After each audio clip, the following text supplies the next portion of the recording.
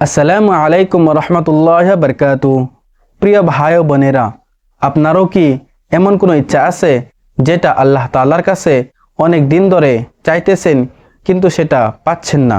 আমরা অনেকে অভিযোগ করি যে আমরা আল্লাহ তাআলার কাছে দোয়া করি কিন্তু আমাদের দোয়া কবুল হয় না। প্রিয় ভাই ও বোনেরা, প্রতিদিন এমন দুইটি সময় আছে যে দুইটি সময়ে আল্লাহ তাআলার কাছে দোয়া করলে আল্লাহ তাআলা আমাদের দোয়া কখনো খালি হাতে ফিরিয়ে দেয় না। হয়তো আপনারও জীবনে সেই দুইটি সময় প্রতিদিন আসতেছে কিন্তু আপনি অবহেলা করে সেই দুইটি সময় পার করে দিতেছেন।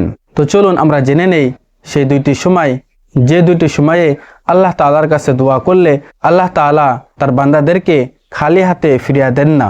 এক নম্বর সময়টি হলো সহিহ বুখারী শরীফের হাদিস।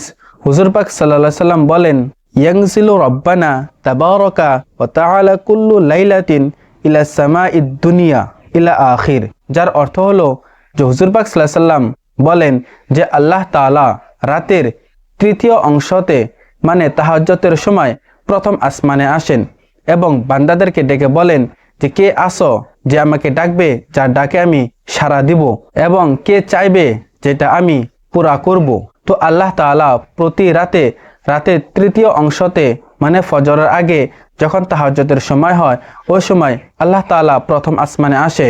আর ওই সময় যে বান্দা আল্লাহ তাআলার কাছে দোয়া করবে সেই দোয়া আল্লাহ তাআলা নিশ্চয় কবুল করেন। তার কারণ হলো ওই সময়ে সব মানুষ ঘুমিয়ে থাকে আর ওই সময় যে ব্যক্তি তাহাজ্জুদ নামাজ পড়ে আল্লাহ তাআলার কাছে দোয়া করে তো আল্লাহ তাআলা অনেক খুশি হয় এবং আল্লাহ তাআলা তার দোয়া কবুল করে নেয়।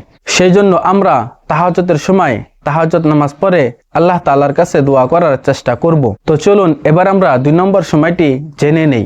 2 নম্বর সময়টি হলো প্রতি সপ্তাহে একটা দিন আসে শুক্রবার। তো শুক্রবারে এমন একটি সময় আছে যে সময়ে বান্দা যা দোয়া করে তৎক্ষণাৎ সেই দোয়া কবুল হয়ে যায়। কিন্তু এই সময়টি নিয়ে অনেক মতামত রহিয়াছে। তারপরেও এই সময়টি আসরের নামাজ পড়ার পরে থেকে মাগরিবের আগ পর্যন্ত থাকে।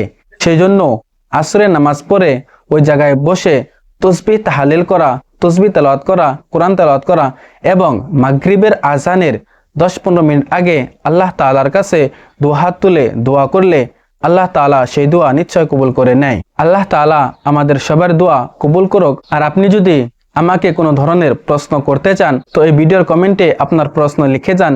ইনশাআল্লাহ পরের ভিডিওতে আপনার প্রশ্নের উত্তর দেওয়া হবে কোরআন এবং হাদিসের আলোতে। আসসালামু আলাইকুম।